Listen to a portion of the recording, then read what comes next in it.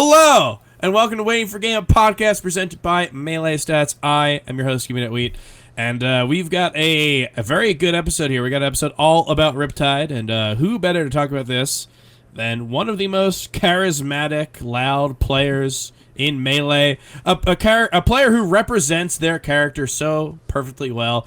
I'm, of course, talking about no other than my good friend Edwin Budding. Hello, Edwin. How's it going? It's going well. We got a lot to catch up on from last weekend, and not that much in the next week, but a lot like potentially long term moving forward. So I'm excited to talk with you all about it, and I'm also really happy to have Bbatts on the program. What's going on, Billy? I just felt like I don't know. You know what? No, we're gonna start the. I'm sorry, my last podcast was Four-Side Fight, so that's like the vibe I'm going in, right? But we're friends here. Yeah, no, we just want to ask, what did you mean by represent their character well? I think Edwin walks around tournaments with a hoodie that says Marthmain. That'll do it. No, that'll do it. No, I respect that. And he points to it because he thinks it's a hoodie for the band Deftones. And he goes, I love Deftones, and then points to a shirt that says Marthmain. So yeah, so full story on this. Nage... that was the entire story.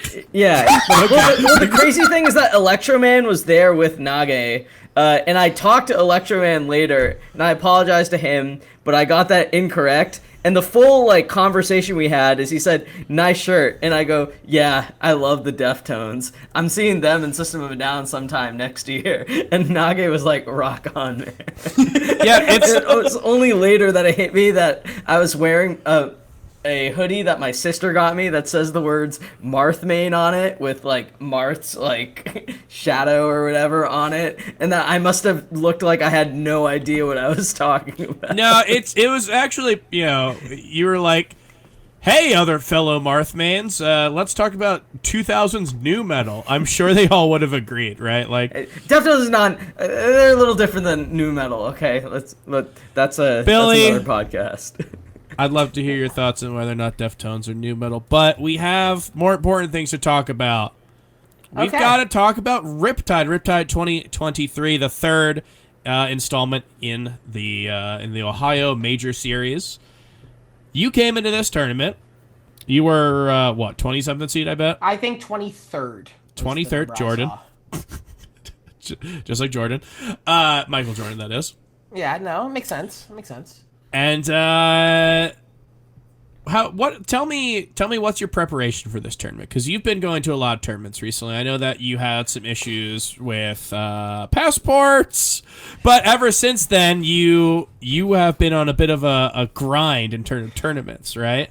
I have. I've been doing this thing called the how many tournaments can I get 33rd at challenge. And then I just started really well at I think it was SmashCon. And then I was like, how can we keep up this momentum? And then I got 33rd at Shine, and I was like, this is great. And then I was thinking, let's go into Riptide, let's aim for 33rd and see what happens. Something messed up. Yeah, no, I made You fucked up a bit. No, I made a bad call, which was actually trying to win and watching every one of my opponents try desperately to lose, and that'll do it. But my preparation going in was pretty simple. I played the game a lot. I kind of realized that I'm the best player I've ever been. In every tournament that I had entered, I had been knocked into CEO in my past 3 big tournaments, CEO, SmashCon, Shine. I've been knocked out of winners by a top 10 player. So I was like, all right, I'm not going to be too upset about getting knocked into losers. My issue is that when I get knocked into losers, I instantly lose. And I was like, that's the problem. My mental is not good after I lose. But my play is excellent. I think my play is very good. So I kind of went in with that mental of I'm going to work on that. And then I proceeded to just make kind of a deep run, have an insanely close set with Kadoran. And, have a quirky little time for the girlies to watch back at home. Edwin, thoughts on that last bit? No thoughts at all. Continue, Bbatts. Interesting. Silence speaks volumes. Anyway, go on, Billy. What do you have any more to say about your run now that Edwin has made his thoughts clear? If this is about the run that I made in general, I had to play 4 Game 5s against top 20 players. I had to play a game 5 against Zamu, a game 5 against Aklo, a game 5 against Magi, and a game 5 against Kadoran. And I'm gonna recommend to anyone who enters a tournament to not do that. If you can win earlier than game 5, I recommend it deeply. I think it's actually kind of cool. But winning game 5 does lead to something which I call the everyone starts screaming last stock effect. Which I experienced in Kadoran and Aklo. That shit's hard. Like, the last stock against these players is really hard. And then versus Kadoran, I threw. I don't know if you guys saw that. I saw the whole. That was extremely tight. So that was honestly one of the most nerve-wracking endings I've seen of a Game 5 set this year. That was insane. Yeah, no, I thought it was a crazy ending. I was happy that I had an insane set, because I'm a big part of me that competes. The thing that I like doing is I like having really fun sets. That's the shit that I like doing. More than winning, more than proving I'm the best, I like putting on a show. And I think that stuff's really fun. And versus Kadoran, that last stock, afterwards, I walk away. I yell at John Co after we're like laughing. And then I sit outside getting ready for losers, and then Lod comes up to me, right? And Lod, I look at Lod, and he looks at me. We make eye contact. I'm on the floor. I make eye contact with him, and I'm just like, Lod, fuck you. Mm-hmm. And he was like, why, Bbatts, why? And I was like, Lod, why? Like, I wish I never saw you do that up smash versus Marth. Because that last stock, I was trying to be Lod. I was trying to be like, this is the optimal answer. I'm going to do the Lod thing. I'm going to hit the up smash, and I'm the quirkiest girl in the venue. I wasn't the quirkiest girl in the venue. And, like, I lost. And I said, like, you know, I was trying to be you. I should have just been me. And that, I think, sums up how I play most of the time. I think if you watch my VODs versus anyone in the world compared to any other Peach, I play so different than every other Peach, I feel.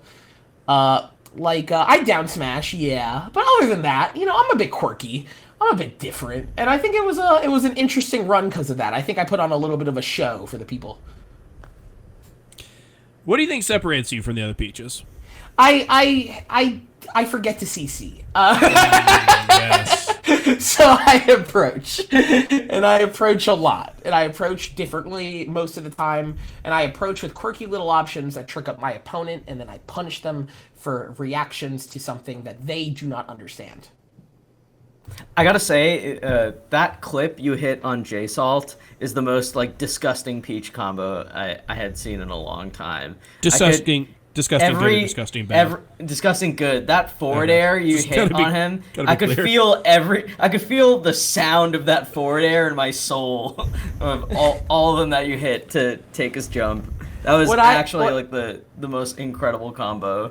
No, when I hit, like, the Z-drop on the fourth stock, I was like, I think I'm just gonna drag his ass into the Shadow Realm now. And then when it worked, I was in a call with Trash Jack, the Minnesota Peach, at the time, and I just shouted, like, I'm just, like, playing here, like, on my setup, like, this is my setup and everything, I'm just like, I am the greatest fucking player to have ever picked up a controller. After I hit, like, the third fair, and as I'm yelling that Trash Jack, I just hear her in the background going, oh my god! Like, as I, like, hit the fucking combo. So then I clipped it, and then it did well, so we got there. Trash Jack notable for being on my Riptide shuttle to the venue. My goat. Speaking of Riptide, this is probably your first big top 8, right? I mean, I don't even know what would be your next biggest one. It was my first top 16 in a North American major. Oh wow! Shout out to North America. Yeah, I got 4th at FET too. So that was cool, and that was like my first top 8, first experience playing in front of a crowd, and that was hype. But also, like, my wins in the top 8 were Spark on a broken controller, and then Fat Tino. So that was like my big 2. And like so like overall, you know, equal caliber runs. Yeah, if anyone from the EU asks, I do think of a Fat Tino win as basically the same as Aklo, Magi, and Agreed. SE combined. And then Zama would be Spark on a broken controller. That's the math. That's the math that I do to figure out the rankings. That's how it works. And that's why I'm number 50 this year. 40 something. But I mean, yeah, we when we talk about rankings, there's this interesting thing of like make or break moments. Not well, I don't know. We try not to think that like there are break moments, but how like individual tournaments can affect people so much, right? And I do think that you're a person who like what? How do you think the perception of Bbatts has changed before and after Riptide? I think that with this tournament, have basically been put into the position of the peach directly after Lod Triff in Polish. And I think that I'm pretty okay with that. Am I the next peach in line? I don't know. I think so because of course I'm gonna think that because I would like to be, and I'm gonna manifest it as the girlies would say. But I think that that's the perception of me that's kind of existed, and I also think this is the first time that people have seen my gameplay versus a lot of good players in a row, and more importantly, seen it work. And I think that alone kind of legitimized the way I play in a lot of people's eyes. I think with you, it's particularly interesting because we've been following you for a while, and I always felt like there were these two kinds of Bbatts that we'd see at events, right? There was the Bbatts in like New York and New Jersey or at regional events, like including like Fate is a little different because you flew a really long way for that, but just at like a regional event featuring a lot of people, and I feel like there's always been this tension between Bbatts, in a comfortable environment, like defeating top species, like excelling in all these different matchups, slaying puffs like that run you had over Toussaint last year. Yeah, the Creed. Yeah. I think I got the trophy like right back there. I don't know if you can see it, the little boxing glove. That's my little Creed trophy. Oh yeah, I think I can see it. Yeah, that's what I'm pointing to. And like that was an insane day for me. That was like the first day where I realized I could actually like compete and like succeed. Because like that was actually, this is so funny. That was my first tournament that I won over any New Jersey PR in attendance. I had not won a tournament against New Jersey PR until I had to 6-0 Toussaint in grand final. Yeah, and I just think I think that's pretty. That's really funny and really cool. The second thing I was gonna say is I think like sort of the journey of your career as a player has been sort of like, you're elevating your success on different like stages, and like the magnitude of those stages has changed and grown bigger as the more you've played, right? Now, I don't want to jump into is Riptide a major, is it not a major or whatever, but I think it's a super major. It's a super major. I think it's a significant step It's forward a micro major. regardless. It's the biggest major ever. Super national.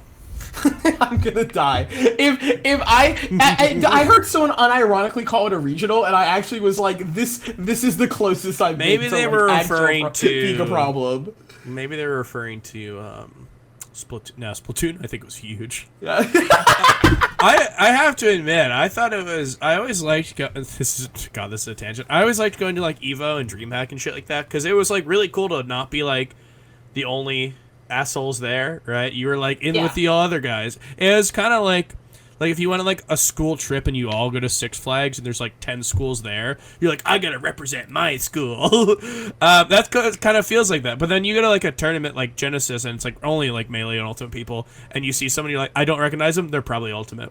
But it felt fun. I was on the shuttle and I heard a bunch of people go like, no, you guys use double bucket? No way. Double bucket's so scary. I use at least one roller. And I'm like, what the fuck are they talking about? Until I remembered Splatoon is here and Rivals, like there's all this.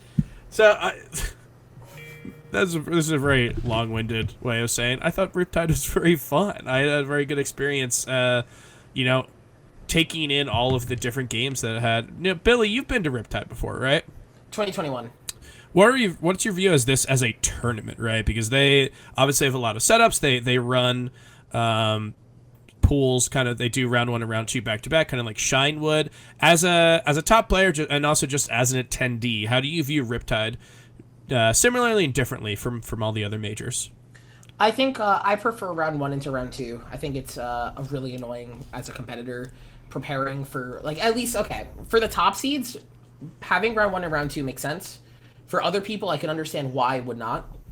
But for me, I don't need to. I don't feel like having to show up to the venue to have to compete for my round one only, because my round one only, if I lose my round one, the seeding was flawed. Like, you know, like if I lose in like round one pools, someone fucked up. Like that. I don't even think. I think I could be on like my bad day and I could drop a game at worst. And like that's, you know, I that's how I kind of view that. I think round one, round two is good. I always have preferred it at majors I've attended. I also prefer it as a spectator because I think it allows for more interesting sets to be occurring throughout the entire day than how other majors have done it, where they run all round two pools at once and then you catch like 4 sets. Mm-hmm. Versus this bracket where like every set streamed after like 12 o'clock was like a banger. Like they always had interesting sets on cue. Yeah. It was really entertaining from a stream perspective whenever I got EP and needed to go to my room. There's always this weird thing at those tournaments where, like, Shine as well, I felt this way. I'd be like, oh, my friend Grab, I should say hi to Dylan. And then I'll look at the clock and it's like 2 p.m. And I'm like, either he is out at 25th or he has to play in 4 hours. And I don't know which one it is. And I'm afraid to say anything. No, that's always weird because you're like talking to people and you're like, yeah, like I got 25th, and I'll be like, I haven't even played my round one. Like what the fuck do you mean? You got 25th at a major? Like girl, we haven't even started. like can you warm me up? Yeah, I do. You're right. Like it's just all banger sets after certain, but and you know, even the round ones here were stacked. Like we had round one sets that could have been amazing stream sets. We just got better sets. One of the cool things about seeing all these people is that not only did we get to see obviously your amazing run, but we got to see a lot of amazing runs because they got to like document all the players as they moved along, which was super cool.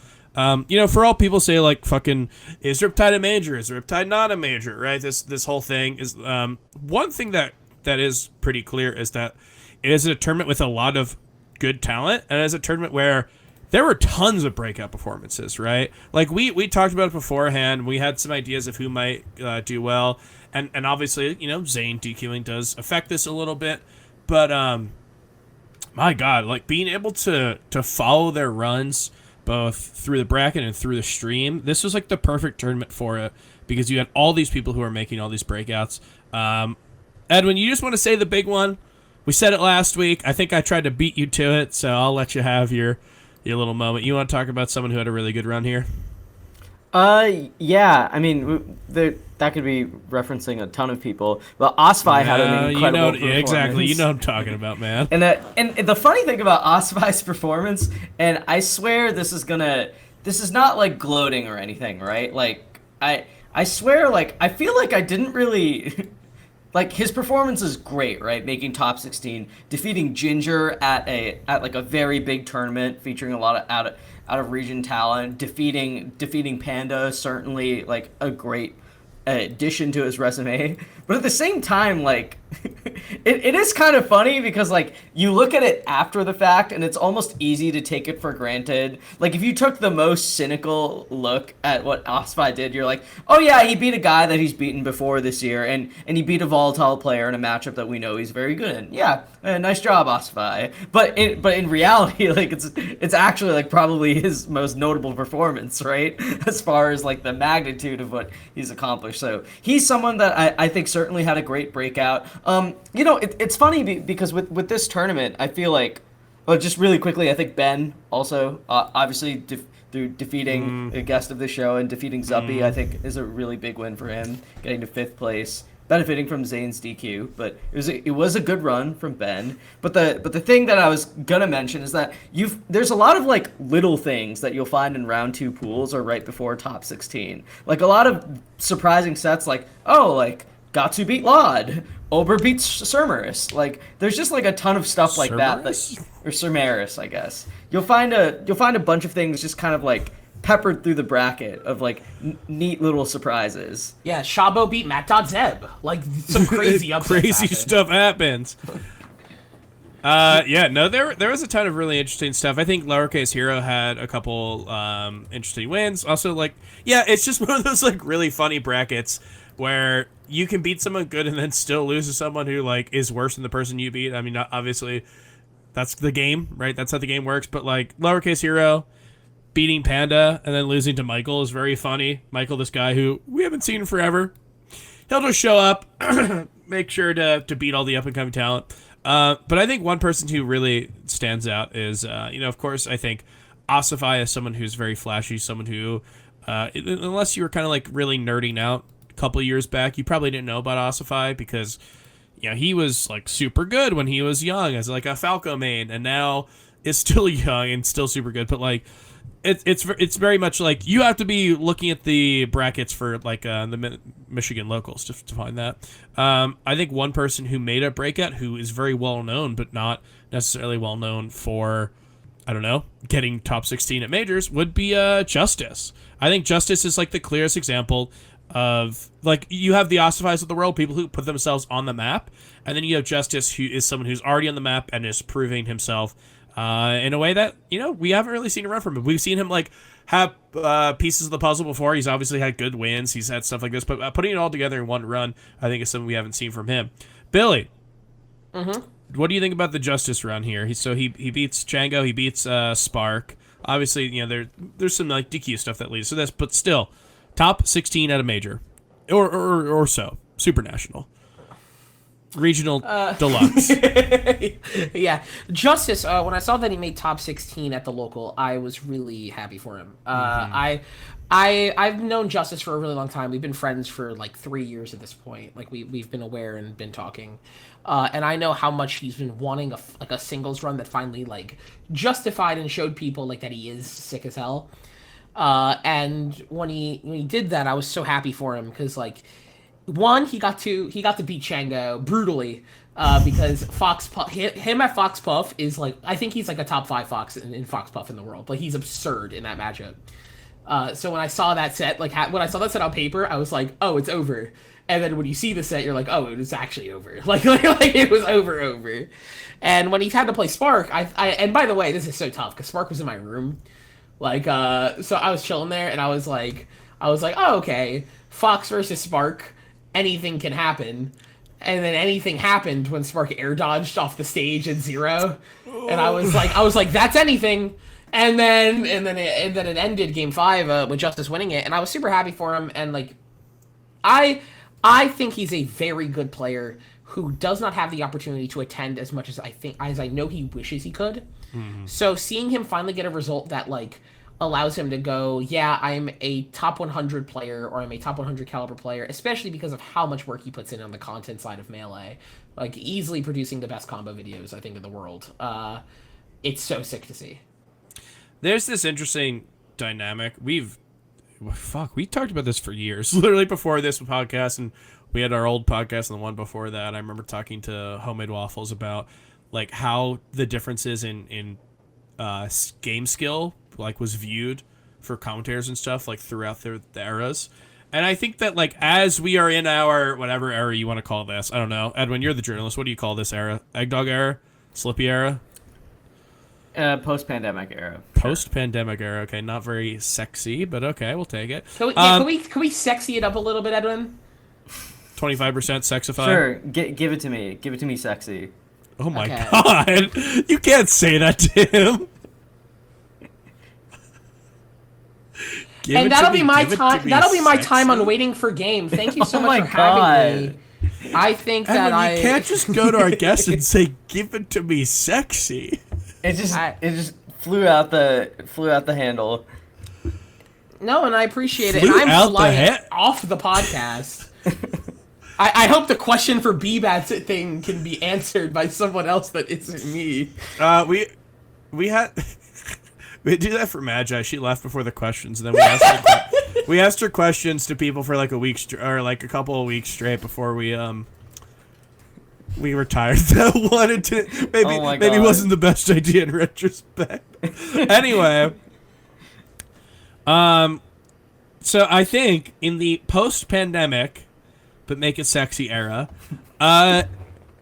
like the way that people view like the figures of the game who aren't actively entering, I think is like pretty low, and justified. I don't know. I'm a player. I'm not very good. I'm actively bad. But like the way that people view commentators and content creators, I think is like they just assume that they're bad at the game, right? And years and years and years ago, that wasn't the case. Like if you were on the mic, it kind of was the assumption that you earned your spot there by, being very good at the game. It's no surprise that like when you look through the early top 100s, even as recently as like 2014, 2015, 2016, there's still a ton of commentators on there. There's still like a ton of notable commentators. But as we like get into this era where people make more and more content, I don't think that's the case. So it was really cool to see Justice, prove that he is more than just content man, right? Like I think that people kind of default to seeing that and just assuming that they're not as good as like actual top 100 players. So it's good to show that not only is he just as good, but he like very well. There's no reason why Justice could be. There's no reason why Justice couldn't be top 100 in a year where he's able to attend, right? So that was very cool to see. Billy, was there any other runs here, like breakout runs? I know it's not a breakout, so I'm gonna bend the rules a little bit, but I'm gonna say that going from 33rd to 3rd place is kind of an absurd run that I don't think people are going to discuss as much, because I think the eyes are going to be on PLUP and Wizzy this tournament. They got first place and second. They had insane sets, but oh my god, Lod went through war to get 3rd place in this event. Like losing to Gotsi, only losses are to Falcon, that character, but like I think that the run itself, who did he beat? Amsa, well, Grab, he beat former Melee Stats player Grab, current Melee Stats player Flash, future Melee Stats player Moki. To qualify for top 8, it was Polish and Kadoran.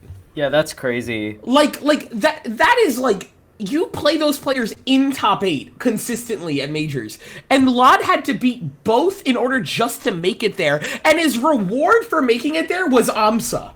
That's fucking crazy. And then he beat Amsa and Axe. Like, I think that I understand that people are going to be valuing this turn. Like, a lot of the things is PLUP and Wizzy are going to be seen as the big.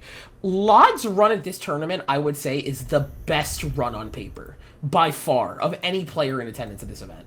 I think that the run on paper was Lod beat so many absurd players in a row just to have to play WIZZROBE, the player who I would say Lod wants to fight the least at any tournament ever. Because Lod hates Falcon. We all hate Falcon. The girlies despise that character, except Nico. And that is, like, the only that is a matchup that none of us want to play. So the fact that he made it there is crazy to me. Yeah, and he came pretty close, too. The set was... It was so close. Oh, my God. Actually, just to cover drama about that, me and Polish were talking. In front row, I'm like standing next to Polish, who's sitting in the front row. Yeah, no. Polish was in the front row. I wasn't. I'm not important. But like Polish was there, and I was like, and Polish was like, why isn't Lod pulling more turnips? And then Polish was like, I probably shouldn't say that because like if Lod hears me, that's like coaching. And then the next thing Lod did was pull a turnip, and Polish just ran away. Polish was like, he heard me, I gotta go. Yeah, I'm imagining Polish doing that. No, and I ran with Polish, and then we were like, all right, as long as he doesn't start the next game pulling a turnip, he did not hear it. And then Lod started the next game pulling a turnip, and Polish was like, it's over, I'm getting banned. You know what? If I knew that you and Polish were gonna be doing that, I would have mid-set coached, because I was watching Flash versus Lod, which was closer than almost any set that Lod had the entire tournament. Yeah. Flash was up 2-1. Game 4, I believe, was on Dreamland. Flash is up a stock. I think it's like 3 stocks to 2. Lod pulls a turnip. I can see it's a stitch. I don't think he knows. And I'm like, what do I do? This was like one of the last sets of the day. The crowd was thinning out. There weren't very many people there. And I'm like, if I yell, he's got a stitch, Flash will hear me. But I was like, is that mid-set coaching? Am I allowed to yell that? And while I'm thinking about this, he just jumps into it. He jumps into the stitch, is evaporated, loses the game, spends about 2 minutes thinking about where he should take Peach as Falco. End of the 2 minutes, picks Yoshi's, and then gets 3-stocked in about as much time as it took for him to select the stage. So, if only I was mid-set coaching, we would never have gotten there. Imagine. So you costed Flash top 16. I did. Like, you did that. That was, like, you. Yeah, but we got him there, so I can do whatever I want. I can't believe you brought a player there just to kneecap him last second before he could give top 16 at a major. That's crazy. We do that to everyone. This is a psyop. We're trying to. This is when we flew Pipsqueak and Chape out places, we actually tried to sabotage them like right at crucial turning points in the tournament. I did think it was weird that you guys slid me like a magnet and were like, rub this on the fob just in case you have to fight a melee stats player in this tournament. Yeah, well, we weren't expecting you to say it, but I mean, we've been clear on this podcast that we love America. We're very pro-America, so we've been, kind of making America's our duty. My middle name. I'm telling you. Yeah, we've been making it our duty to fly out players here and sabotage them, so we can have some American excellence, right? I don't want people to go around thinking that other tournaments or other countries can do well in tournaments like we do, but then you fly out Pipsqueak and it's like he loses to Dark Hero and you go good, we did it, and then makes a run through losers. God, I don't know what. And you're like, no, we don't want that. The point, I have a blow dart and I keep missing him. He keeps dodging with his frame one Adderall reflexes. He just keeps shooting. Yeah, this is actually the thing. Whenever Pipsqueak doesn't do well, it was on us because of Wheat's blow dart and everything. Yeah, it's just me with a blow dart and every time he's done poorly. Mm-hmm. You stole the Addy that made him lose to me and Wally the same weekend. Oh God, I forgot that that kid's been through a lot. That was an insane thing because I remember how it happened. I beat him and I was just like, that was the fakest win I've ever got on a player, and like I've never known that. And I was like, I think the fact that the player who lost their Adderall had to fight 2 Peaches in a row is genuine ableism, and every TO that put them in that bracket should have been banned from the community. Oh, what a tough world. If you're talking about great runs at this tournament... God. You're too much, Billy. This is a mistake. No, y'all should have had me. That's on you. How do you think Egg Dog feels? I'm saying this shit in their shirt. If we're talking about great runs in the tournament, I think that, you wouldn't be wrong to bring up the runs that... PLUP and Wizzy had to make it to grand finals. No, PLUP and Wizzy grand finals here. I do think that this was... It was kind of a toss-up, right? We had an episode about it, obviously, when Zane was in, and we kind of had some different thoughts on who's going to make it. I was pretty hot on the idea of Wizzy making it pretty far, but like with... God, that Zuppy set, I don't even want to talk about it. But like, obviously, there were some things that came in his path to make it very hard. He seemed like, oh God, he played so well to get there. But like, PLUP was not as surprising once the bracket kind of settled into what it looked like. And yet, going into grand finals, I kind of felt like it was a foregone conclusion in a lot of ways. I was with Seal, noted Sheik lover, who was saying, man, I can't believe this is the first major I'm going to get to see PLUP win live. And I'm like, this is losers finals, dude. He hasn't played. Seal did not speak game 5 or game 10 or whatever it was. He was so quiet the entire time. He was afraid. And it's just like what we all expected and what we had was so different. God, it was an insane thing watching. I remember watching, I turned, and I think it was Faust, and I said, it feels like we are in an alternate reality.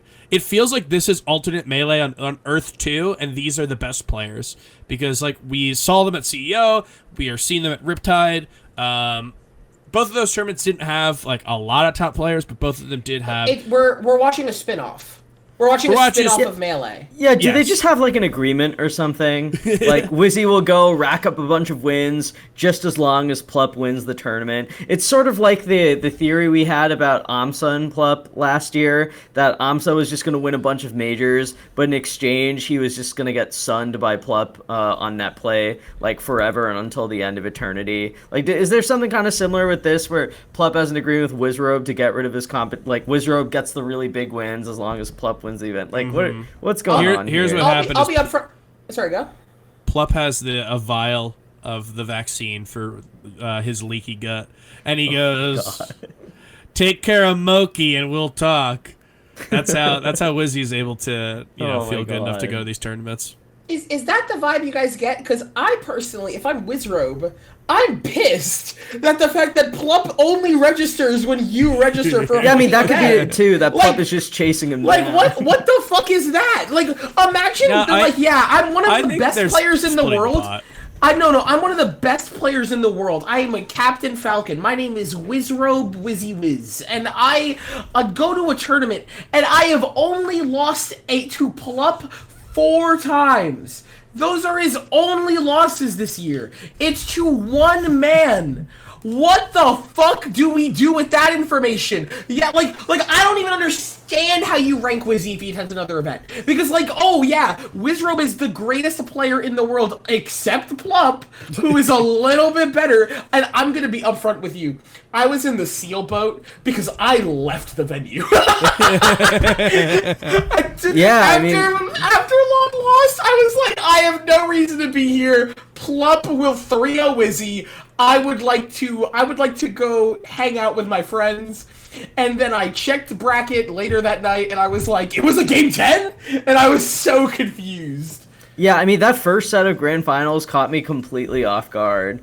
It felt like I was watching something that was not like repeatable, and then the second set of grand finals was randomly close also. So, and I can't. You said that you said that Seal, noted Sheik lover, was dead silent throughout grand finals, right? I think was it game 4 that Wizzy went up like 2 stocks or 4 stocks to 2? I think it was game 4 in set 2 where he just destroyed him. I think it was on Fountain or whatever. Seal didn't speak. I literally, Seal, we had plans to go to get Raising Cane's after top 8, and Seal was like, I'm going to drive home if Wizzy wins. I'm not going to take any of you to Cane's. And part of me was like, so then I really want to see allegiances. Wizzy win. I really want to see Wizzy win, but I need Cane's. That would get me on Kane. That would get me on PLUP side immediately. I'm gonna yeah, so like I don't really like as far as those two go to each other, like historically, if you've been following the scene the last like 8 years, PLUP has just like totally owned this guy, right? And like and usually like when they play, we kind of know what to expect. It's like, oh, it's probably gonna be like a 3-1 or a 3-0, where PLUP just kind of dismantles him pretty handily. And like the first set in winners finals was like that. The second set looked like it was gonna head that way until suddenly it wasn't, and then the next set just continued to be very close until like the last game. So that was pretty. So are we like in a new? I don't even know what to make. Like I have to think PLUP would still be really favored if they played again. But like even if Wizzy can go from like auto lose versus PLUP to taking one every 3 sets, 4 sets. Like that does help his chances, right? Like that's way better than like in 2018 or before. Before I know Wizzy took like 1 set in CO or whatever in 2019, but like it was basically like an auto loss. Like Wizzy straight up like the only way he could win majors is if he didn't play this guy. And like if he can take a set, that's like a set in 4 is not amazing, but it's better than 0. What do you think about my theory that he has the 3rd best path to winning a major? What do you think now? You had some. You were chirping a little bit. I don't buy it. Yeah, I still think I'm right. He didn't win. You were literally. Wasn't he your pick? He was my pick. Yeah, your pick was Zane. Yeah, my pick. I'm just cursed. I've accepted the Monday morning Marth curse. It's just never. I just gotta pick who I like don't want to win, and it'll happen at this point. I've cursed Zane from like. I've been wrong on every single official prediction within the column this year. It's like what 8 majors or like big events, 9. It's like really really dry out here. Impressive how you can keep being wrong. But like the thing I said with Wizzy, But Zane right? too. is that if you are Wizzy, the matchups that you don't want to play are PLUP and Mango. And in terms of, well, I guess a normal person, considering PLUP only enters when Wizzy does, but if you are like a person who those are their two worst matchups, you're doing pretty well. You got a guy who doesn't go, and a guy who doesn't go and also might go Doc beforehand, right? He might not even make it. I mean, like, you can say that, but then Wizzy just gets heat-seeking fucking missiled by PLUP whenever PLUP decides to enter. Like, I truly think that PLUP has a Google alert set up on his phone that being like, WIZZROBE has registered for X. He's like, like I'm coming. Like you're telling me PLUP willingly went to Daytona, Florida. And you can't tell me that's not targeted at that point. That's too far and that's too awful that he went to Daytona, Florida to fight WIZZROBE. Smash brings you a lot of great places. And no! As people get older, they stop traveling just for the tournament and start traveling to travel. So obviously, Daytona, Sandusky, these great places in America, he's probably just going to hang out. I got 2 Ubers in Daytona. The first one, I said, can I go to Orlando Airport? He said, nope, and then kicked me out of the car. The second one said, yes, but I'm gonna go piss at the Wendy's first. And we stopped at the Wendy's. I don't like Daytona, Florida. You want him to piss in the car, Billy? I think you're not being reasonable here. I was just confused. I was like, why? Oh, also, he was listening to Art of the Deal as an audiobook. That's insane. All right, Edwin be in the car like, turn it up, please.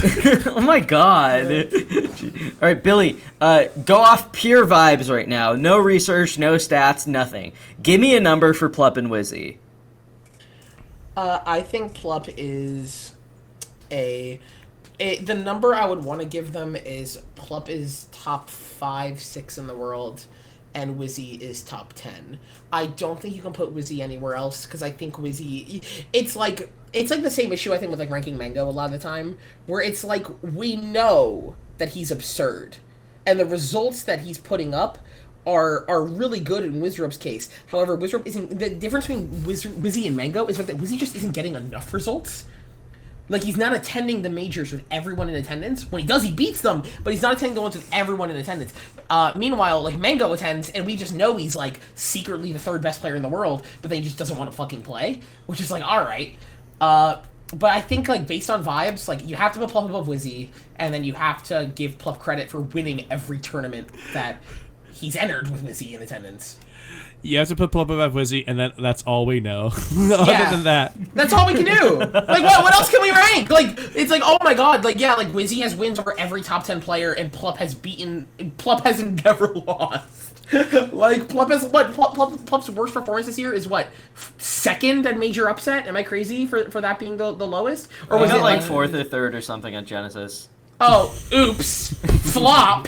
Like, who let him on the sticks? Like, oh my god, he's so good. PLUP is, like, my pick always for, like, the best player in the world, like, on an objective skill level. And it annoys me because, like, he just doesn't attend enough. And it makes me so sad. Because he's so good. He's, like, so absurd. Ah! So just to be clear, you're giving Wizzy the 10 number, and you're giving PLUP 5. Yeah, I'm giving, like, you know what, honestly, Wizzy's probably just, like, 7. And PLUP's probably this number is going to continue going up. No, PLUP's probably just 6? At 6, anyone? Wherever Wizzy is, PLUP is like X plus 1. Yeah, that's exactly. X Wizzy greater is X. than 1. PLUP is X plus 1. Yeah. Wait, what do you think? That was what I was about to say. I'm mad that Just Billy got there X before I did. Wizzy is X, PLUP is X plus 1. I think it's like, how do you possibly reckon with this right now? You've got HBox, who has some wins and a ton of losses, versus PLUP and Wizzy, who have a ton of wins and no losses because they don't go to anything, right? How do you deal with that? How do you deal with Leffen, a player who also has no wins or no real bad losses and like won a tournament but just hasn't gone to anything? And then Mango, who I think we definitely got called virgins for the idea that we like would count the doc, and then like most people didn't really count the doc for Genesis, And then he kept going, Doc, and then people were like, oh, I guess he just doesn't have to have any losses to HBox. I guess he can go Doc whenever he wants. It doesn't count. And I'm like, well, wait a second here. Wait, which one is it? Are we virgins for counting it, or are we virgins for not counting it? But it's like a really honestly, it is a year where I think the top 10 is the strongest than it's ever been. This is the strongest top 10 that we have ever seen in Melee history. So crazy to say that after last year. After last year, I thought it would stabilize. And yet, it feels so weird to say that because everyone's got their baggage, right? We've got 3 people who don't really go to stuff. We've got a guy who goes Dr. Mario so he can, like, I don't know what the end game is there. But he just keeps doing it despite the fact that no one's really happy about it. I doubt he's happy. I think he's just okay making HBox less happy, but then also giving HBox a free bracket win. I don't know. Anyway, it's such a weird year to say that this is the strongest it's ever been, but I truly believe that. I would love if 2024 was just this, but without all the baggage, right? A PLUP and Wizzy and Leffen who travel, a Mango who either quits or stops playing Doc. Like, yeah. I don't know. It's insane. I want to see the players from this year. I just want to see them hit their full potential, because as great as this year's been, we haven't seen that.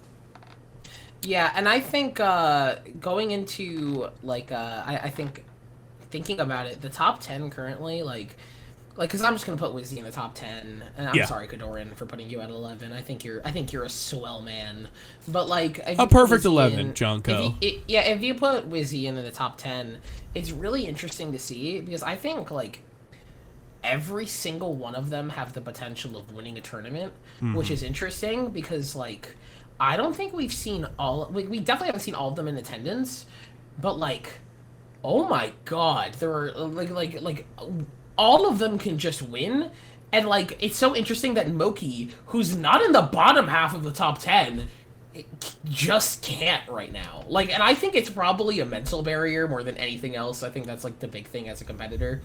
But, like, Moki, it's so interesting to me that we're at a weird point where, honestly, we're counting major wins to determine number 1.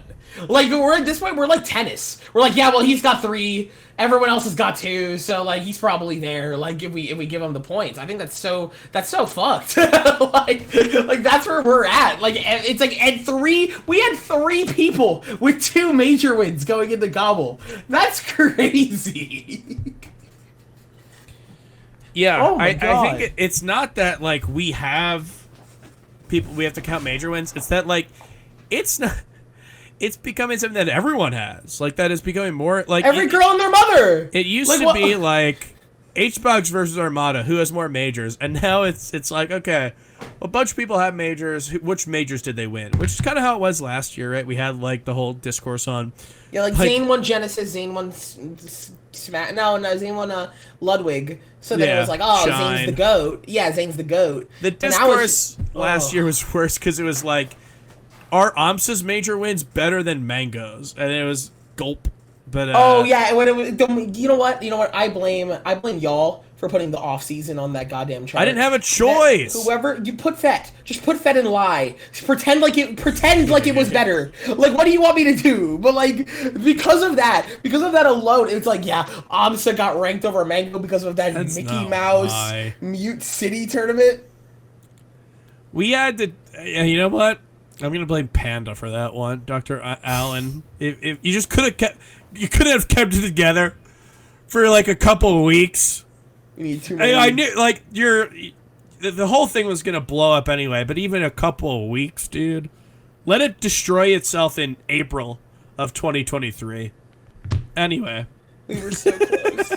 We were so close. I qualified for that shit, and I didn't even get to go. I qualified for Smash World Tour. They were like, I think I was the person affected by this the most personally. I was supposed to go to both, and I would have hit gold status on American Airlines if I went to both. Yeah, I think. Fuck you. I think no one else was affected by the tragedy.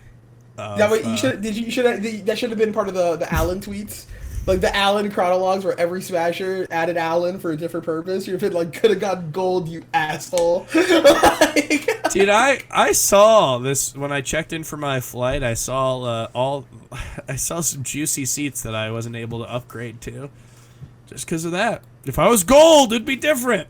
Anyway, what were we talking? We were talking about how there's a lot of people who Good can win a players. major. Edwin, give it to me, sexy. How many people can win a major right now?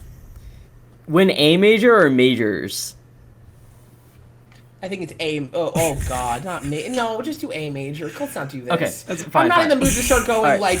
We Yeah, were if talking Club- about. I don't know why that made me so mad inside. I was just Because No, you're it's asking, okay, no, you're it's- asking, can Wizzy dodge PLUP at 2 events? Fuck you. Yeah, no. Like no, really? it's Like meant you to need be to juke incredibly PLUP insufferable. twice? All right, here's the thing. We're talking about the top 10.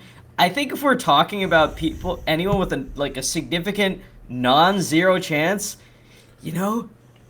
I think Aklo, Kadorn, and I think Aklo, Kadorn, and Lot are not like immediately discountable. I think you give any of those 3 the right bracket on the right day. Now, I don't think it's like above 5% or whatever, but I think it's there. I think it's not that crazy that Aklo, Kadorn, or Lod could make winners finals or reach winner side of grands on the right day with the right bracket. We talk about how like in order to win a major, a lot of times it's often about having like favorable coin flips or solidly dominant matchups in the top echelon and avoiding a lot of obstacles, right? And I think for Lod, Kadorn, and Aklo, although I think Kadorn's in a bit of a tougher spot than the other 2, but I think what they have is they have like specific paths that you can imagine them having to get to like winner side of top 8. Like I think they have like 3 people each who they could conceivably defeat, or you could argue them as like a coin flip against. Like with Aklo, I think of just name one for each. Like we saw Laud defeat Amsa. I would never discount Laud against any of the top spacies like Moki. Like I don't think he's necessarily favored, but I think he can definitely take sets from them and Zane. With Aklo, I think he can defeat Amsa. He can defeat Jmook. He can defeat Cody. With Kadorn, he can defeat Cody. He can defeat HBox on the right day. He can take a set off Mango and stuff like that. So I think like, even though their overall spread versus the top 10 is not as balanced as the people above them, I do think they have multiple like people that they can beat or that they're coin flips against in that top echelon, and I think that can get you really far. I think it can get you to winners finals or maybe even winner side of grands, and that typically helps your chances of winning a major a lot. So I'm gonna actually say 13. I think 13 people can do it. I'm going to be upfront here. I think that it's 10, and I respect the fact that you have faith in them. And I think that they are good. I think the question is, are they good enough to win a major? The answer is yes. They have beaten multiple top 10 players. That is what is required to win a major. They've beaten multiple top 10 players on the same day. Like, that is what's required. I don't think those players can win for the simple reason that I think that winning a major requires, like, we're seeing players in the top 10 unable to win a major. That's basically set up for them. And the reason why is because I think that the mental required to actually be able to take home a major is absurd. We saw Jake, a player who was number, 3-2 in the world, lose major, like, in a row last year, unable to, like, actually win one. And that, to me, says how hard it is to actually get the mental in order to take it down. And I don't think a player outside of the top 10 going into the year has the confidence of actually going like, I'm gonna win this. And I think that like that is so hard to obtain. Like, I'm willing to bet that there has never been a player in Smash, in honestly either game, that they won their first set of grands in a major, or they've won like their first tournament, like the first time they made grands, they won a major. Like, I'm willing to bet that that's never happened. I'd be very surprised if someone's pulled that off. Like if the first time they entered the first time they grands ever at made all? grand finals, yeah, the first time they ever made grands, they won that major. Like, I'm willing to bet that that number is 0. And I don't see a world right now where those players touch grands multiple times, and or they feel like they're going to be able to this year. I think that, like, once we see a player like Moki be able to do it, I'll start being like, yeah, they can do it. But Moki's the only player where I can see doing that this year, touching grands twice and being able to win. And I don't think that those players can do that right now. Yeah, I mean, I think Moki is cleanly a level above the three that I agree. But I'm just talking like of the 10 people that can win a major, 9 of them have and 1 of them haven't. And I think Moki's gonna need 2 grand finals to do it because I think that's hard. Okay. What's the bet? What's the bet here?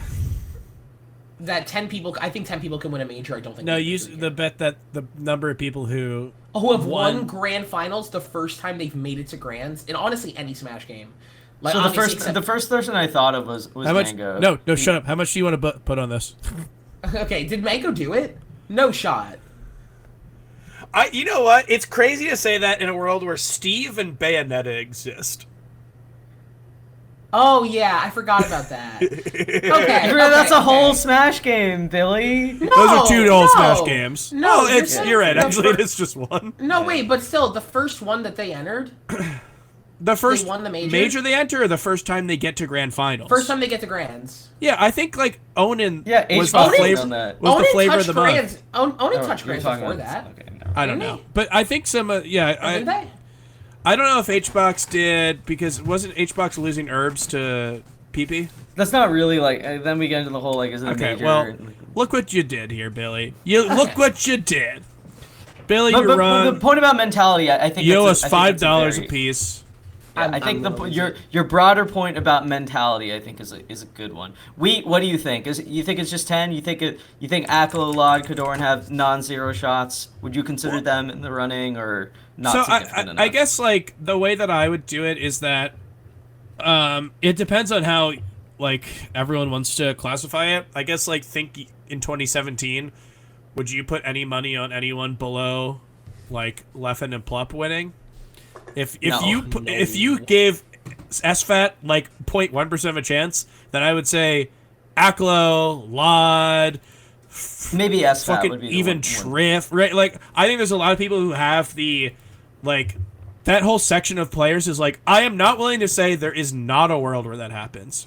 If you did this tournament 100 times, there could be a time where Lod plays AMSA in grand finals, right? Like that is a possibility. In terms of things that I think are actually have like a significant chance of happening, like 5% or higher, I think that's 10. And I think it's insane to say that is 10, by the way. Yeah. Like, I think we saw it last year even at SmashCon where Lod had the perfect bracket to make it. Lod went up 4 stocks to 2, game 5 against Mango. He almost spin it! I talked to Lod, and Lod was like, I had no idea how I wasn't supposed to panic in that position. Where, like, I'm about to win a major in Virginia in front of, like, my crowd against Mango, a player who he's beaten before, and then he crumbled. And then, of course he crumbled, though. I'm not going to be like, wow, Lod choked. It's like, no shit, Lod choked. It was a Mango game 5, and the dude was like, I'm about to win a hometown major. Yeah. Maybe the greatest thing that could, like, objectively the greatest thing that you could probably do in any Smash game. Win a major in front of your people, and like that's hard. And the fact that like I think if Lod made grands there, I think he would be a lot more confident going in the future. But like I think that alone is a testament to the mental you need to get to grand finals, which is why I don't think that a lot of players who even can get there, they won't see the trophy and be like, I'm not there yet. Like that happened to Jake at Genesis. Like Jake got to Genesis and grands, beat 3-0 in Cody, and was like, I'm out. I can't beat Zane. Like I can't be Zane. And like it's like yeah, no shit. Like it's like you're in grands. You don't think you can do it because you're like you're the new kid here. I think once you hit your second one, you're like I've been here. I've seen this girl before. You know what? Like, I'll say it. Flash is gonna do it. I think agree. Flash. That's why I think that Smash Daddy, after winning the Super Major known as Shield Drop, will be able to clutch up against the best in the world. Yeah, I agree. No, I think it's those things of like what do you think is actually like going to happen and what could happen, and I think if like arguing against the idea that like there's a path possible, you know, I probably wouldn't do that. It's just like I don't know, the world is so crazy nowadays. We think we see things and we just go okay, like the acceptance is so quick. If Lod were to win a major, I bet we would all immediately go, Okay, well, It makes sense. I guess Lod won a major. That makes sense. It's not impossible. Like, that's the thing, and that's absurd that we're in a world where it is not impossible. It's kind of like how when the Mexican government released information about the alien, we all just went, okay. The Mexican government just said aliens exist. Okay. Billy, what are your thoughts on that? You were begging before the show to get to talk about this. I don't think I was. I don't know. I feel like the pre-show, you were I feel like you know, I'm gonna be upfront here with you. I don't know what you're talking about. I don't know what you discussed. I feel like I have people that will side with me over you in this. I don't think this needs to be a he said argument here. Well, there is. So okay, no comment on the Mexican aliens. No comment on the Mexican. Okay, no comment on the Mexican aliens. What? No comment on the idea that Lod can win a major though. I hope he does. Yes, I would be very happy because me and Lod just talk. Okay. In case you guys don't know, the Peaches just talk shit with all the other Peaches all the time about Smash, because we're a collective hive mind that share the same energy source.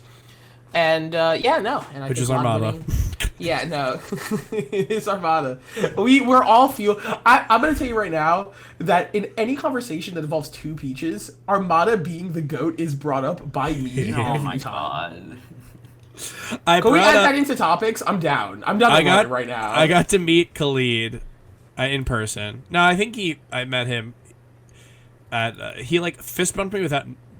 I don't know if he knew who I was, but like I got to actually talk to him, which was very nice. He did know who I was at this point.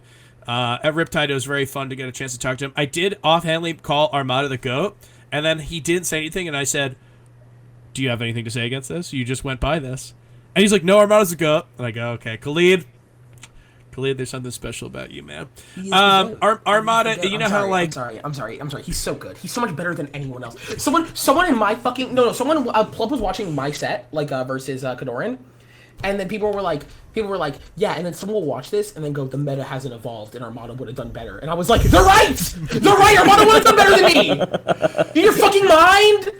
You don't think Armada would do Armada day one back outplaces where I placed. Day one! Him walking into the venue outplaced me already. They float his ass to top 6. What the fuck are people thinking? Yeah, it was actually so funny. I talked to Kadoran a while ago, and I was like, Kadoran, what do you think about like me saying that I feel weirdly confident in Armada against you if he came out of retirement? Kadoran was like, no, that sounds about right.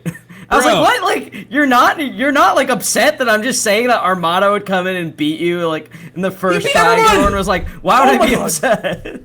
Oh my god, are you serious? The greatest. He's the greatest player. He lost to like 7 people, and the people go, yeah, but could he keep up in this meta? Bitches, he lost to 7 bitches total. That we had Kadoran on the podcast to say that, Edwin. We brought him on, and we were like, "This is going to be." Talked him on the podcast. I was like, "This is going to be an awesome debate. We're going to bring him on." Yeah, and Kadoran just agreed. We're going to talk about how Armada could beat all these people, and we have a member of the new generation who's going to say no, he couldn't. And we had him on. He's like, "No, you guys are right." And I was like, "No, no." He won 4 summits in a row. 4. You know. He's like, I can't do that. I wish I could. It'd be cool. He got to grand finals. He reached grand finals at Summit as many times as HBox did. HBox went to like 13 of them. Armada went to 6. Anyway. You know how when a star dies, it's like it takes so many light years to get to ourselves. So like we could be looking at a dead star and not knowing it. I think that's the Peach mains in Armada. Armada's a dead star, but yet his like it still radiates so much energy. So people still feel that. Anyway. Talking about Armada, I do think that this situation kind of reminds me of when Armada retired. We had all those moments of like, anyone can win, and it didn't really happen that anyone could win, but like we did see the floodgates get open a little bit. I think notably with Smash Summit 8, right, with Axe winning, that happened, and that felt like something that could not happen with Armada around. And I do think that like that win is kind of indicative of how I view a lot of people's wins. Like, I think that there are a lot of axes, right? There are a lot of people who you give them the right bracket, and they could do it. And I think Axe, is someone who obviously has been around for a while, but had not done it until then. The fact that he did it, I'm not going to say, like, okay, Axe won Summit, that means Lod's going to win, whatever. But I do think that there is, like, some historical precedent for that. I don't know. All I'm going to say is that, like... But even then, Axe touched Grands 3 times before winning at Summit. He touched it at Gommel. Well, touched twice. He touched it at Gommel, and he touched it at, what do you call it? At Genesis. Like... He like and the one at Gommel, you put Axe versus Mango. I'm sorry, like I think Axe can win that. I really do. I think that's not an unfavorable matchup. At Summit, he definitely got the best possible opponent I think he could have asked for, which is someone else probably with more pressure on him to win. Because if Wizzy wins that, he's #1, I think, that season. And that was crazy. But like, I think that just testifies to like that type of battle where it's like, god damn, to win this shit, like Axe had to get to Grands 3 times and lose twice before he had like the perfect bracket to win. Yeah, I mean, he still lost in Grands at that tournament, right? Like, yeah, he dropped that one. Yeah. Owned. Regardless. Flop. Didn't even win through winners. L. No, I'm just kidding. No one take this out of context and send it to Axe. This is a pro Axe winning Summit. This podcast. is getting 173 views on YouTube. It's fine. Was anyone anti-Axe winning Summit? Was anyone like, yeah, Axe winning Summit, the wrong timeline? It's like when Amsa won Big House. Like it's like no one's gonna be like, Amsa winning Big House is now the wrong timeline. I've decided. Why? He's so annoying. I love him. He became so annoying. That wasn't because he won big. That wasn't because he won Big House. It was because he moved. I think it was. I think it all stems from that. No, y'all are just mad because y'all ranked him like the dirt, and then he got mad at y'all. The dirt.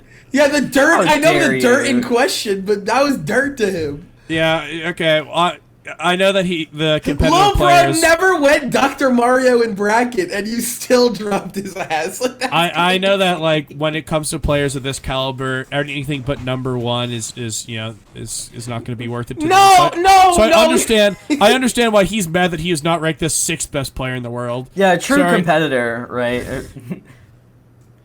I hate everyone here now. Except JD, but like y'all, we don't mention them. sorry. I just need to remind him that I know he's watching. Now, I do think I made fun of him last episode, which is like one of the very few times I've mentioned that he is a person who exists and makes sure this podcast exists. I did believe I made fun of him, so not a great track record the past couple weeks. Anyway. We called Armada the GOAT. We said our Amsa's very annoying, and we also I love Amsa's Twitter. I'm pro Amsa. I don't know. Don't say we. Don't say we here. All right. Glad we bring this guy on. Simple majority of us have agreed that actually Amsa's it's a super majority because he got 66. True. Well, yeah, I guess so. Well, I guess we decided.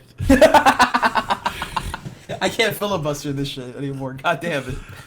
Took us a while to get there, but we finally got around to the idea that Amsa is annoying, and all of us have to agree. Billy, you say 10 people could win a major? Yeah. Okay. I think I would give 10 people a 5% chance at the very least. I would probably give 13, I don't know, fucking 14, 15 could Triff do it, could I don't know.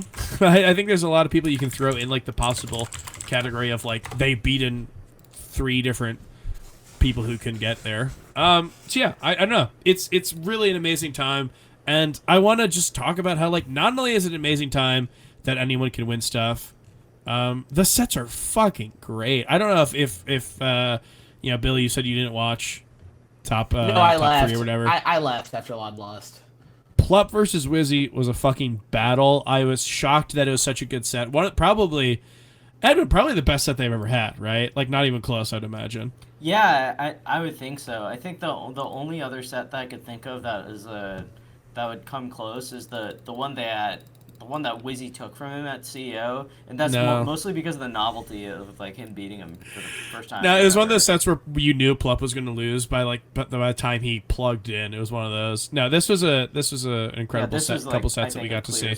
Step up. Moki versus Wizzy was super cool. Even Wizzy versus Lod, I think. Despite the fact that I don't think at any point anyone really thought Lod was going to win, I thought that was a cool set. But that's one of the things that kind of gets lost when we talk about who can win what. It's just how entertaining all of this is. I've said it before and I'll say it again. It's so amazing, the era that we live in, and the fact that the biggest we ever were, and probably the biggest that we ever will be, was us watching Armada versus Hbox and we all went, I'm kind of cool. I don't like top 8. Actually, I think top 8's boring. Yeah, man, I wonder why we said that. Yeah, peak Melee was round 2 pools in top 64, and now it feels like the top 8s just kind of elevate the quality of every event. I think now, it's just the fact. I think it's just how many game 5s we have now, and how many intense sets. Game 5 last stock feels like it comes up so much more often. And I don't know, maybe as someone who's experienced fucking 4 of them this weekend in top 16, it feels absurd how close and how intense some of these sets are. Even looking at other people, Moki Wizzy was an insane set to see happen. Overall, that was just wild to watch. Grands apparently was crazy. And losers even, we saw Moki Lod was super close to the wire. Lod Wizzy was super close. And it's crazy to watch the fact that every set played, you are learning, it feels like the two people playing can beat the next opponent almost every time. And that's what I think makes the top 16 so fire versus I think 2016 where you're oh wow, so it's Mango versus Pew Pew U and Armada's the next opponent. There will be there is no world where one of these things happens. So so it's almost it's kind of tough to watch, or in a sense it's kind of tough to get excited for the next set. Mm-hmm. I remember that thing of wanting to see someone make the upset and then looking at their bracket and they're going, well, they're not beating Hungry Box, so I guess I will root for the guy who could beat Hungry Box. There's a lot of looking through the bracket to see what happened, and obviously that still exists right now. There's matchups that seem pretty hard in the top 10 and the top 5 or so, but more so than ever, I think it's just a toss up. And not only that, not only are there matchups within the top 10 and the top 5 that are really interesting, those are matchups you could see in grand finals, which was not really a thing we had back then, right? You would get some grand finals matchups that were pretty unusual every now and then, but for the most part, especially when Armada and Hbox were the 2 best players, it was tough to find really unique grand finals combinations. Yeah. And I feel like we've seen Zayn in a lot of grand finals, of course, but the idea of having grand finals be Wizzy versus PLUP here, that's not unusual. We could see, Big House grand finals could be fucking Wizzy versus Mango or something, or it could be there's so many different things that it could be. I would not be surprised to see anyone. I would not be surprised to see Moki versus PLUP as grand finals or something, right? It's just, I don't know. I can't talk enough about how we need to appreciate just how blessed we are to have this the top 10 be so cool. So to finally answer the question, I'll say 10 people can win. But yeah, I think some other people have very small chances. Billy, we've got some other questions for you. Oh wait, do you have questions you guys wrote these? No. Okay, so the people at home. The patrons, yes. Oh wait, the patrons. Oh wait, so these are pre-written. Yes, these are pre-written. These are from people who pay us money. So if you think that's a bad question, no, you can say it. I don't know. We make fun of their questions all the time. Anyway, I'll bully them. No, I'm gonna actively bully them. I'm gonna tell them to unsubscribe from the Patreon if they're gonna be contributing things like this. Well, I wouldn't go that far. I'm gonna go that far, Edwin. I would say if you read a bad question, you should consider upping your Patreon tier. But that's just me. Edwin, you've got a question, I believe. Yeah, this one's from Chroma. Who is your ideal Smash carpool buddy, and who should you avoid at all costs? My ideal Smash carpool buddy is... who is my ideal... Like in a dream world or like a people I've carpooled with? Are we doing dream world? Just answer the question. I'm sorry, Oh my bitch. God, It's God. hard. Oh my god, the hate. I'm never coming back. That's You're on crazy. thin ice. Jesus, you're on thin ice. What did he do? You know what? You know what? My ideal is wheat, and my op is apparently Edwin fucking Budding. All right. Next question. Damn. So this one is from Cliche. This one, speaking of the Patreon, speaking of upping your tier. Cliche asks, how much money should I have in my checking account before I start going band for band with people on Twitter? I think you need 5. I think you need 5 figures in your 5 figures, okay. Like if I think it's insane watching. So I can't remember who it was. Watching like someone go band for band with 3K. And We don't have to. Yeah, we don't have to name the specific version, but I did see it, and I thought it was the most unhinged thing. It was just a type of laughing. cured meat. That's all we'll say. I was like, sister, you got to get renting. Like we can't be playing these games. Next question. Or you have to invest. I don't know. Yeah. One of those two. Yeah. I think there I was. know Someone... index funds are struggling, but like, God. There's one person who I thought, oh, geez. It wasn't liquid. The cash wasn't liquid. That's all I gotta say about but the LinkedIn warrior who decided to post his bank account. It wasn't liquid. He couldn't cash out immediately. Oh my god. Well, all 150 people who listen to this, I have a feeling that a large proportion of them will know exactly who we're talking. I feel like we can get to 285. I believe. Anyway, Billy, unfortunately, we asked for questions, and those are the 2 best we got. Usually we try to do 3. Those were the 2 best we got. It was pretty bad this week. Yeah, It was pretty bad this week. Man, turns out going to the Kalahari fucking pool party will lead to next week being like this. Like, oh my true. god. Golly. No, that's tough, but I get it. It happens. You know what? Well, I fully respect it. I can give you an old classic. We used to ask You this. got me a question? We used to ask this when there were horrible questions and we needed one more. This is an old classic. What's the best pizza topping? I think that's my time on the show, right? Am I crazy? Or is the best pizza topping? I don't know. I won't say pepperoni because I won't be basic. I'm gonna say buffalo chicken. Oh, you're crazy. Okay. That one's a banger. That one's for the girlies back home. Someone, Edwin, you might remember who it was. Someone dropped like a mushroom, and we went, what? And they're like, I would never get mushroom by itself, but I will always get it with. No, I think it was onion, right? It was onion. They said they would never get just onion, but they would always get something and onion, right? They would always get like pepper and onion, or they got sausage and onion, right? If they got 2, onion was always there. And I went, honestly, that's not a bad, reasoning. Good. That's solid. I like the logical answers. You know, honestly, I've been on the SF train lately on this. I really love just cheese. Yeah, cheese is good. I'm so sorry. He just explained it to me once. I had a cheese pizza and I've never looked back. What was his explanation? Yeah, I He need. just I said need to the logic. cheese is perfect on its own. Try it. So I guess it wasn't even the explanation; it was the experience of just having cheese pizza. I do think that SF, he has the riz to give that answer and feel like it's like a revelation. Just like whoa.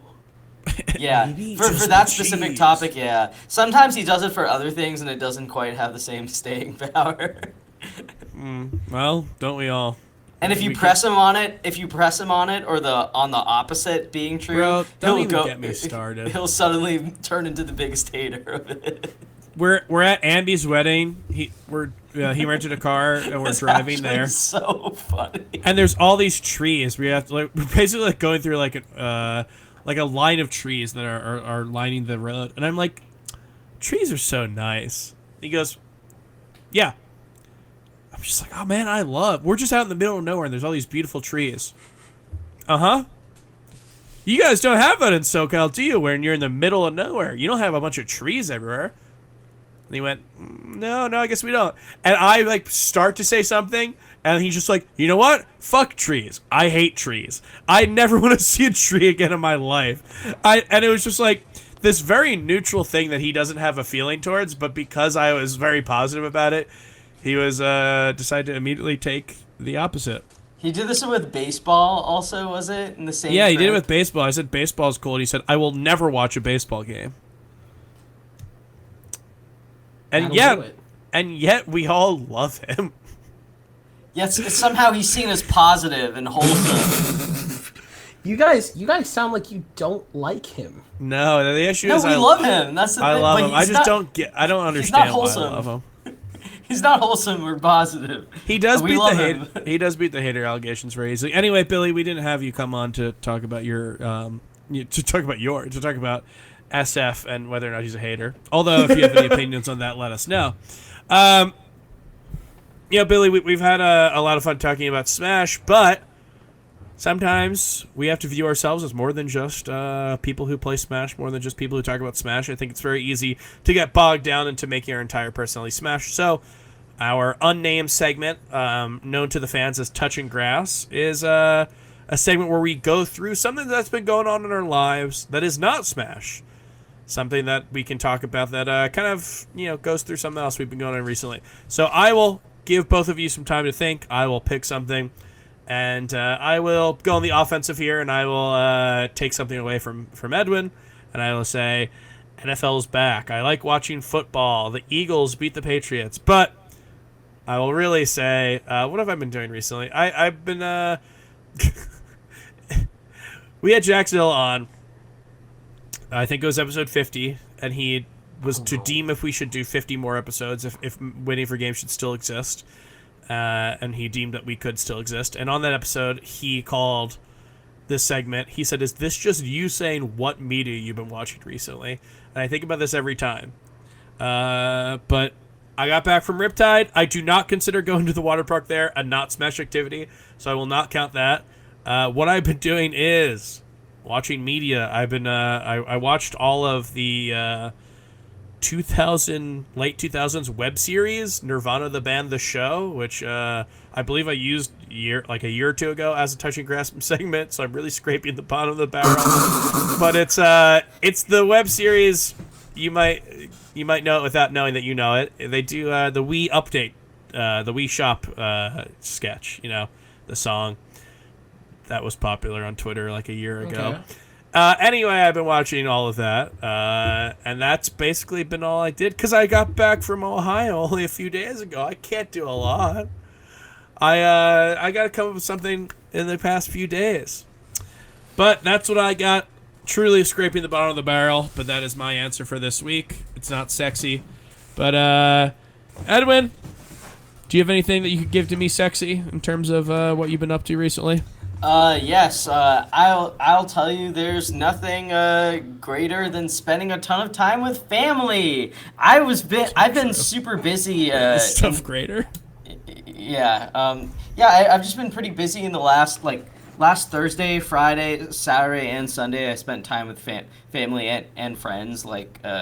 Friday, I had a big bonfire outside where I live. We had a bunch of me and my spouse had a bunch of our friends over. Saturday, I spent a bunch of time with my family. Sunday, I spent a bunch of time with my family, and then went to go see the aforementioned Patriots-Eagles game. It was fun. It was a really good game. I wish the Pats won, but it was good. And I've just been busy spending a lot of time with a bunch of people. This weekend, I'm seeing family, or this Friday, I'm having my cousin, his wife, and his kids over. Me and my spouse are making shrimp pasta for them for dinner. And then this Saturday, I'm going to a Ren fair, which is going to be pretty exciting. So my spouse is going as a what's the word, like a druid, and I'm just dressing up as like a Targaryen. Not really any like specific Targaryen, just kind of. You're gonna get made fun of there. Yeah, they're gonna bully your ass. You gotta come ready. You have to have lore for your retconned fucking character. Or what is it called? I'm a pretty big fan of like Fire. I think it's like coming to a you Melee got it, tournament man. and being No, like, you'll hey, ace it. how's Mario in this game? Yeah. No, I'm a I believe in you. No, I'm a big fan of the series. It's not like That wasn't in question. It's the idea of going to a Ren fair is that I don't know. It's like going to Yeah, you have to have your OC's lore ready. You can't have like you can't be ready to think on the spot. Yeah, you have to have, like, so last year I went with like a large group of people that all dressed up, and I was the one person that didn't. So this year I'm trying to what's the word for it? Just ingrain myself. Assimilate. Assimilate in myself into the vibe of the event. But it'll be fun. We're gonna spend time there basically the morning and early afternoon. But we're gonna get up like pretty early. What I remember last year at the Ren Fair is that there were a bunch of really good drinks randomly there, like a bunch of just good alcohol and stuff. So you kind of get drunk in the morning when you reach there. You ride a nice buzz until like the middle of the afternoon or whatever. So I'm pretty excited this year. Last year there was a bunch of jousting, which is fun. So did you I joust? guess that do I joust? No, Yeah. but you get to watch it, and all the people that participate in it are like playing characters and shit. What a so. judgmental response from Edwin. Yeah, I don't. That's not judgmental. No. I don't have the. I don't fucking know. Maybe they have like fortitude to joust. they have practice jousting like for The fortitude? It's not judgmental. That's a completely wrong takeaway. No, it's you're maybe toward myself. The tone that you had on your no was so belittling. It was like No. I was ignorant. I don't know what happens at a Ren fair. Did you fight someone with a sword? So basically, what happens is that like these two guys. He's not Or even gals. answering your question. Well, you're asking about like jousting, right? He asked if Yeah. you fought with a sword, and you're specifically. Do not I answering. fight with a sword? Yeah, did you fight with a sword at the Ren fair? You can. There's like stuff All right, there you can do. sign me up. That's They're all I'm fun. gonna say. I recommend going to one. They sound quirky. Yeah. I'm a dresser upper. I dressed up for the Beyonce concert. As a Targaryen? No, exactly. My Targaryen OC, Bbatts Targaryen. Well, Edwin, very fun. I do hate to say, I think you used family as your last 3 weeks touching grass moment. We gotta next episode. You gotta do something else, man. And you can't use Ren Fair because you already used it for this one. You said I'm going to one. You said I'm going to one, so you take it. You should have kept it for next time. You could have said I went to one.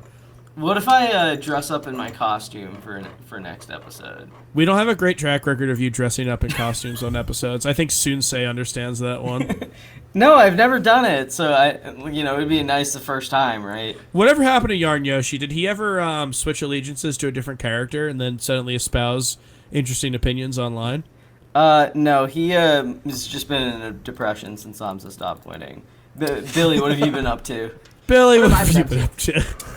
Okay, well, I haven't been up to too much in the past little bit, overall, just kind of been chilling. Like, honestly, I've touched a lot of grass recently. Like, I just have really enjoyed it. And, like, I've been, like, outside. I went to this place called Ohio where I top 8'd a Super Smash Brothers Melee tournament. That's Smash. That doesn't I count. don't care! It's the best. Wow.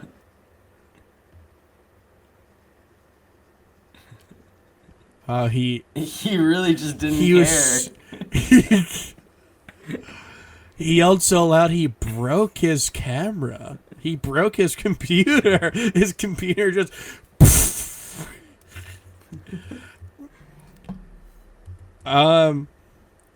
what do you think he did in Ohio? Let's create a little bit of a lore here. Edwin, you're as someone who's dressed up as a OC Targaryen, I'm sure that you have a penchant for lore.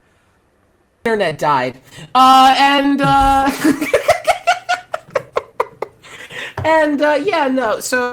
other than Riptide, which obviously has been a big highlight of my life so far, started the semester of college, doing well so far, I think, and overall been having a fun time. I have a boyfriend. He's sweet to me. That's great. Yeah, he's but not he as did- good as this. He but did go to overall, Riptide, so He doesn't go. Yeah, I only got him so that he could book the wrong airport to fly to for Riptide to keep me humble. But like no, he's been super duper sweet, and that's been going pretty well so far. He's not as good as this. He'll never compare to this, but like he'll be like up there maybe in my life. And yeah, no, that's kind of been it. Also, he top 8'd in HDR, so shout out, good job, Christian. I'm proud of you. Other than that, touching grass, family, the Pats, and yeah, that's about it. Go Birds, as we all say. I'm a big Birds guy. Billy. Yeah. It's been a pleasure to have you on. Been a great experience as always. I'm glad that we got to talk a little bit at Riptide. Glad that we got to have you on. I was rooting for you to make a run because I was like, oh, we need Billy on the podcast. So I hope he gets top 8. And you made it happen. Yeah, I know. And then you probably are thinking now, God, I wish Aklo won that game 5. Yeah, I wish we had Aklo on. Well, I don't think Aklo would have led to such a colorful episode. I think Aklo would have been very chill, like, yeah, I did very well. Would Edwin have said, give it to me sexy if Aklo were the guest? Who knows? We'll never know. Never in his life. I bring out the best in Edwin. You just said that I was the anti road trip or car mate or whatever. Yeah, I don't want to drive with you, but but it's still the best. So the best of me still involves not being in a car with me. Well, Yes. look, Wheat's been in a car with me. It's not so bad. I do vibe with the idea of the best way to interact with you is not for hours at a time. I do think that is a noble stance that Bbatts has taken. Speaking of, we're coming up on speaking of hours at a time. Bbatts, wonderful episode. I'm so glad that you were able to be on. You have been very fun, and I'm sure that anyone who watched you here probably wants to see what else you've got going on. Is there anywhere where people can follow you? Yeah, so you can go to BTS Smash, as I'll be top 8ing every tournament for the rest of time, I assume. I'm going to plateau here, so we're going to figure that one out. But if you're looking for more of me, which after the top 8s, I would recommend going to just putting the word Bbatts into Google, where you'll find my Twitter, at Bbatts523, and my Twitch, at Bbatts, because I stole that one. And overall, that's where you'll find me in most places. And I'm a pretty quirky little guy, so I think you'll enjoy your time spent consuming the slop I produce for you. If you love slop, and you want more of it, you can watch these episodes live. Twitch.tv/MeleeStats. We then import the slop over to YouTube so you can watch it later over at the Melee Stats archive. If you want to see our long form slop, they're over on YouTube at Melee Stats. Our daily slop tweets we make at twitter.com/MeleeStatsPod. And if you want to see our written slop, it's over at MeleeStats.co. Slop such as Monday Morning Marth and When's Melee. And if you love all the slop that we do and you just want to support us in the best way possible, Patreon.com/MeleeStats. Billy, thank you so much for being on. Thank you for having me. Very fun episode. I'm glad to have finally made a top 8 to be worthy of being done waiting for game. That or commentate pools at a major. Oh yeah, I'm so excited for that now. I get to do that now, right? Wait, well, yeah, of course, yeah. Let's go. Edwin, do you think he knows we don't decide that? What do you mean? I thought you guys were a part of the cabal. True. You know what? Next time I see Seal on commentary, I'll bring out my blow dart and just take his spot. Yeah. You just have to know what percent Sheik F tilt knocks down Fox. Yeah, hopefully 18? Pipsqueak's not still in the tournament. 18. Okay, you've got some more work. No, it's like 33. No, it's like 33, right? Not 33. Anyway, maybe you'll figure it out. We'll have you on again. All right. Thanks so much for being on. And thanks so much for watching. We'll be back in a few weeks, probably talk about the off season. So until then, thank you so much for watching. Peace. See you guys.